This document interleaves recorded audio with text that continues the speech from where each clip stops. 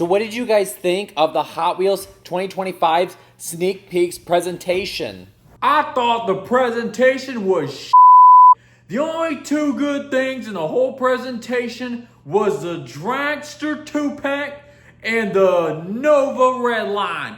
That's it. Everything else was garbage. Especially those accelerators or whatever you call them. Oh my gosh, it was the best presentation ever! There's so many great cars!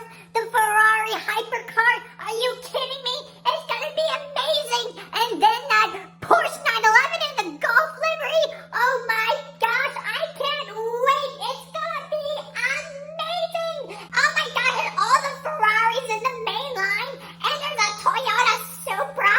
Oh my gosh, and a Pontiac Firebird! Can you believe it? Oh, just because it's got 4 wheels doesn't mean it's great.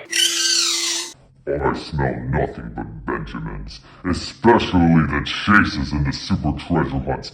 That Ford RS200 Golf super treasure hunt's gonna go for a fortune. And the Ferrari hypercar chase is going to make me thousands! These idiots are gonna pay me their whole paycheck for one car. Oh, shut the up. In all honesty, it was great. We got accelerators back, which that's the most important part. And I think there's some other good castings in there too, like the Twin Dorado, for example. So it was a pretty good presentation. Breaking out of character, as you guys saw in that presentation, if you guys watched it on Lamley channel, the accelerators are back. So shout out to Mattel for getting these on the pegs again. I hope you guys go out there and buy them up. I think that overall, I do have some nitpicks about what the cars are looking like, but I think overall it's a big win. I think the Hollow Black looks really great. I think the RDO 9 looks really great. The Iridium I kind of have some about, and I think the Reverb, since it's movie accurate, I think it's gonna be pretty nice as well. It's great that you don't have to pay now $150 for a loose reverb or $250+ for one in the package anymore. And we're gonna get Teku Slingshot. How exciting is that? So definitely, for my thoughts here, I didn't want to make a whole video about it because there's already plenty of other creators you can watch on this platform that reacted to it. But I think it's a great thing. And you know I'm going to be really excited to see that first sight of, I guess it's Walmart, getting them on the pegs. I would say if you do want these cars, you probably want to buy them from a wholesaler and just not even bother going to the pegs and trying to find them, because I do think that that reverb specifically is going to be pretty hard to find. So definitely just buy them off of a wholesaler online and just get them that way. Diecast has changed so much in the last 10 years. And part of the reason of that is because Diecast definitely grown much bigger on social media, which has shown how big Diecast is globally. So today we're gonna go through the 5 Diecast hubs across the world. This can be a singular country, a city, or a group of countries. And I'm gonna break down why these are the biggest places on earth for Diecast. So if you're a Diecast fan, I would highly suggest for you to visit these places because there's a lot to do and there's a lots of different events that you can attend or stores to shop at or people to connect with that are in the Diecast hobby. Now, I realize I'm gonna be leaving a lot of places off on this list, so at the end, I will have a larger list of honorable mentions, but these to me are the top 5 that are most important. Also, a disclaimer, I have actually visited all of these places except for one, which I will get to and mention, but I have visited all these places and I have seen firsthand how big the Diecast hobby is. And not only do people like to collect cars, but it's also a way of life and is ingrained in people's lives. Before we get into the list, definitely like and subscribe. Thank you guys so much for the 5K views on the last video. There's about 100 new subscribers that we got off that video. So, welcome to the channel. And if you guys like more topical Diecast content like this, certainly subscribe and stay tuned for more great videos. Without further ado, let's go ahead and get into this. The first hub, and maybe the most obvious hub of them all, is the United States. And also I'm gonna include Canada in this as well because Canada kind of mirrors what the US is gonna be doing in the Diecast space. So the reasons why that the US is definitely one of the biggest, number one, you have Mattel is based here. So Mattel is based in California. So that definitely trickles throughout the rest of the country. Not only Hot Wheels is here, but you have brands like Greenlight, Auto World, Johnny Lightning, M2, a lot of different brands that are coming out of the United States. Obviously, a lot of these brands are replicating a lot of American cars, but also not only the cars that are on the pegs, but also when we look at the World Race and Acceleracers movies, those were actually based in California, especially Burt Wheeler was a Southern California kid turned into a racing driver. Every city pretty much seems like they have a collector group. Like you can go on Facebook, type your city in, and you can pretty much find a collector group near you. Also, pretty much every city also at their flea markets is gonna have somebody who distributes Hot Wheels or has a Hot Wheels store in it. There's also several conventions. Not only you have the big ones by Mattel, but also the Matchbox Collectors Convention is over here, as well as you have a lot of cities that hold conventions. I know here in Florida and Orlando, they have one of the biggest non-diecast brand organized events, conventions goes down here in Florida every single year. This right here is a great place to go to if you want to come into the country for an event. This is a great place to do that. And hell, there's even a Mattel World that's coming out in Arizona. I don't know what stage of development it's in, but there's a Mattel World that's gonna have a ride of the Bone Shaker. So isn't that crazy? And then in terms of content creators that are in the US and Canada, especially here on YouTube, I mean, some of the biggest ones, a majority of them, not all of them, but a majority of them are from the US or Canada. If you're from another country and you wanna come to the US, certainly if you're a diecast fan, maybe you wanna make time for the hobby too and come during one of the big conventions or something, because this is definitely like the diecast place to be. Now the second hub, and this is the one place I have not been to, I'm gonna say Brazil, because my God, I have not seen a crazier fandom maybe than Brazil, because these guys are so passionate about Hot Wheels. If you're in any Discord or Reddit, you will see people from Brazil guaranteed in there. Pretty much all the Hot Wheels World Race and Acceleracers movies, they have Portuguese translations that are usually done by fans. They have probably the best collection, I would say, of customizers out there. I mean, they're right up there with some of the other places I'm going to get to a little bit later. They have a huge customizer scene that you can see on Instagram, for example. You know, T Hunted is from there. T Hunted is, in terms of Instagram news about diecast, he's maybe the largest on the whole platform. And then also you have his YouTube channel. You know, that doesn't make a diecast hub in itself, but certainly it shows how big it is over there, because his videos are in Portuguese and they get quite a bit of views. Definitely, I'd love to, you know, look into Brazil's fandom a bit more, because I just don't know if I know anybody who's more crazy about diecast than the Brazilians. So shout out to the Brazilians out there. Okay, now for number 3, back to a place that I've been, not a country, but a special administrative region. Hong Kong. Hong Kong has to be here. For one, they used to make diecast in Hong Kong. That did, you know, go away a very, very long time ago. I think it's been away from Hong Kong for over 30 years for Mattel or so. But Hong Kong, when you go there, man, there's not much space in these apartments. And that's gonna be true for some of the other places I'm gonna get to a little bit later. There's not much space. So 1/64 scale diecast is really one of the best things to collect, because you can actually fit it in your small little apartment that you can afford over there. There, the rent is so high, the space is so limited, so you have to really collect small things. So that is what's made diecast very prominent over there, I feel like. Secondly, in terms of when we look at some of the brands that they have out there, I mean, over the last 10 years, I don't think a region has released more diecast brands than Hong Kong, and big ones at that. Mini GT, Tarmac Works, Par 64, Aerocar, Pop Race. All these are based in Hong Kong. Now, they might not do their manufacturing in Hong Kong. I think all of them are doing their manufacturing in China, but all these brands are based out of Hong Kong. Hong Kong also has one of the biggest diecast conventions that you can go on the planet. It is amazing to see all the brands come over there, right?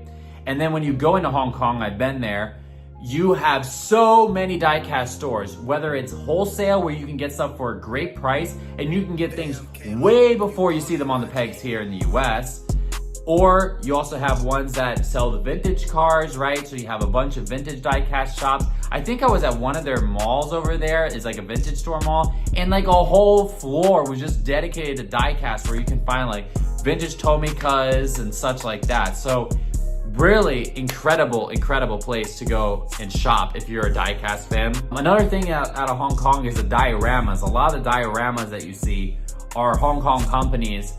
If you go to the store in the mall, it's called Tiny. This is like the company that owns like some of the diecast brands, Tiny. And you can go in there and you'll see a bunch of different brands of diecast, and also you'll see these big diorama sets, and they'll even set them up there in the display case, and you'll get to see how ginormous and gigantic these things are. You can make a city diorama or a nature diorama, all sorts of things that Tiny makes. So, you know, Hong Kong, definitely the hub of the diorama. So you gotta have Hong Kong on there. They are non-negotiable on this list. Definitely if you're a diecast fan, you're going to Asia, go to Hong Kong. They even have diecast in the airport, and they're selling it as a domestic product. Like they're showing like, oh, this is like what Hong Kong has to offer. Check out these Era cars, or check out these Hong Kong taxis that we have here from our brand. So really check it out. It's really cool to see how ingrained diecast is there. Next up, and you can't have a list like this without Japan. You have to have Japan. Number one, obviously, Tomica, Kyosho are Japanese companies. They make really great diecast products. Tomica is after Hot Wheels in Matchbox, maybe the biggest, maybe it's the second biggest. Is it bigger than Matchbox? It might be globally, honestly. But after Hot Wheels, it might be the second biggest diecast company, and it's a Japanese company. They have cars for, you know, little kids all the way up until super high quality collector pieces, right? With the Tomica Limited Vintage line. Same like Hong Kong, there's a lot of these antique malls that are there, or like vintage toy malls that you can go to, and they're selling Gundams and puzzles and action figures and all this other stuff. But one of the other things you can find there is diecast, and a lot of it, a ton of it. It's amazing how much diecast is there and how many cool models from different brands I've never even heard of that they make diecast, and they're making really cool, unique Japanese cars. It definitely helps that they have a whole Japanese car scene to kind of build their diecast scene around. This is certainly one of the biggest places, especially when we're talking about the diecast itself. I think some of the other places like the US and Brazil, definitely it's the people and it's the media that kind of push those over the edge. But here it's like just the diecast scene itself. You can go in there into these stores, and they even have coin machines that you can put coins in and you can get diecast out of that are in those like balls. It's pretty crazy. It's just like Hong Kong, Japan is another place where you have limited space, especially in the big cities. So 1/64 scale diecast is perfect for these type of people because you can store a bunch of different models in a small amount of space. So certainly, you know, it kind of fits that kawaii, little cutesy decorating style that is so prominent there in Japan. Really great place to go to. I highly recommend going to Japan. And if you are a diecast fan, it's as great as they say it is. Okay, finally, we're gonna talk about, I would say, in the last 10 years, probably the largest growing, most crazy diecast community that has gone out there. And this is a collection of countries. It's Southeast Asia. Southeast Asia, genuinely, other than the US, might be the other like major hub. If like the US and China are like the two biggest economies in the world, to me in the diecast world, it's the US and it's Southeast Asia. Particularly Malaysia, Singapore, and Indonesia. I think those three countries, and then I would add also in there Thailand and the Philippines. I think the Philippines has a really great fandom that goes around with the diecast. You can find it in a lot of different stores there, right? There's a lot of collectors. Even if you're in a diecast group, again, on Discord or on Reddit, there's definitely gonna be Filipinos out there. You know, shout out to the Philippines. My wife is Filipino, you know, so shout out to you guys. You guys are big diecast fans. Thailand I would throw in here because, again, you have one of the Mattel factories that's over there. And certainly when you're over there, there's a lot of diecast fans. There's a lot of those Toys R Us to, you know, buy diecast at. So diecast is pretty prominent there, but nothing, those two countries don't even sniff Malaysia, Singapore, and Indonesia. Indonesia probably has one of the craziest customization scenes that I've seen out there. Of course, you have like Jakarta Diecast Project that's based in Indonesia, and they are probably the best diecast customization channel on YouTube, right? Like they're a huge channel. They're one of the biggest diecast channels in general, not just customizing, but they're one of the biggest channels on YouTube. Also, you know, you have a lot of YouTubers like shout out to RD53 Diecast, from Indonesia. He's one of the best graphic designers, I would say, in the game. If you go on Instagram, there's gonna be a lot of Indonesian accounts there. Check out Indonesia if you're a diecast fan. I have not been there yet. That's the one country in Southeast Asia in this group that I have not been to, but certainly will need to go. Malaysia, of course, we know that Mattel has a factory in Malaysia. There are more prominent factories in Malaysia, but also when you go there, there's conventions in Malaysia. There are Toys R Us and a lot of other stores for diecast in Malaysia. They have a bunch of like Malaysia exclusive releases, right? In fact, the diecast hobby is so big there, they even had the Proton Saga that kind of gave a nod to Malaysia. There's not that many countries that have gotten that. Hong Kong has with the Kowloon Hyper Van, the Philippines got it with the Road Bandit. So all these countries have an homage to them because Mattel even knows how big the diecast scene is in these countries right here. And then when you go to Singapore, this is another place where you have limited space. So 1/64 scale diecast is really effective in decorating your apartment, right? If you're a fan of cars. Also, you have a company like Dream Customs who are making like some of the best mats, like these awesome mats. I have like 4 or 5 of them in my collection, and they are these computer mats where they have a parking lot that's like laid out on their computer mat, and it's a great diorama piece for your desk. So check them out, Dream Customs. But tons of diecast stores anywhere in like the Bugis or like near the Marina Bay area. There's like a lot of those diecast stores that are just above like where Marina Bay is at. So I had a lot of fun going around there looking for Hot Wheels and searching for Hot Wheels. The Singaporean diecast convention is one of the biggest out there. I definitely got to go one day because Singapore is actually my favorite country in the world. I love it. I love the food. I love the people. I love how clean it is. It's just the best. I would totally live there if I could. But it's an amazing place and their diecast scene is fantastic. You know, shout out to Drifter D for real, because I think Drifter D really put the Singaporean diecast scene on the map on YouTube. Seeing it firsthand, no, it's a real thing. You're never gonna be the only person in a diecast store there. Never. That would never happen. And it's not one of the places where diecast is ever gonna be seen as like uncool. Just in Southeast Asia in general, like diecast is like actually cool. Whereas like here in the US, people might like be like, what the heck are you doing? Like you're playing with cars, you're collecting these toy cars. There in Singapore, it's like, oh my gosh, like this is such the coolest thing ever, right? Same thing in all these Asia countries, honestly. So it's a great place to go. Singapore, highly recommended. You'll have a great time on your trip. You'll eat great food, and then you'll find great diecast too. So those are my 5 hubs. Now here are my honorable mentions. So first of all, I'll say just Europe in general. I could have easily put Europe in here, but it was kind of hard to like narrow it down to one country because there's a bunch that are interested in diecast. Some of the ones that come to mind are like Germany, France, the UK, Ireland. You know, I've seen a lot of good collectors from these countries. So certainly if you're European, let me know which of these countries has the best diecast scene in it. Which one do you think is the diecast hub of Europe? I'd love to know. I also would have to give a shout out to Mexico. I think Mexico has a great scene of diecast there and a lot of great fans that are out in Mexico. I would also say Turkey. I am half Turkish. I went to Turkey. I saw it firsthand. There's a lot of diecast collectors there. I was very surprised. And there is a lot of people on Instagram from Turkey that are buying diecast. You have to mention China. A lot of these brands are making their product in China, especially the more premium ones, but also China and Chinese brands are getting into the diecast game as well. So maybe in the next 5 to 10 years, the Chinese brands will become more prominent and we'll be putting them as a diecast hub. They also have diecast conventions. They're pretty close, to be fair, to making this list, but yeah, just missed out. And then Australia, you have to mention Australia. Australia is very similar to the US, I feel like. It's just the fact that the country just has less people. That's probably why I left it off. But when you're looking at what is gonna be on the pegs and you're on Instagram, every Instagrammer that is showing the new stuff that's gonna be coming to the US later on is usually from Australia. It's the Australians and the Malaysians that show the diecast product on the pegs for the first time. Australia's got a great fandom over there, so you know, big shout out to Australia. I'm sure New Zealand is probably similar too, but Australia, there's some big collectors that are based out of Australia that I've seen here on YouTube, so shout out to you guys.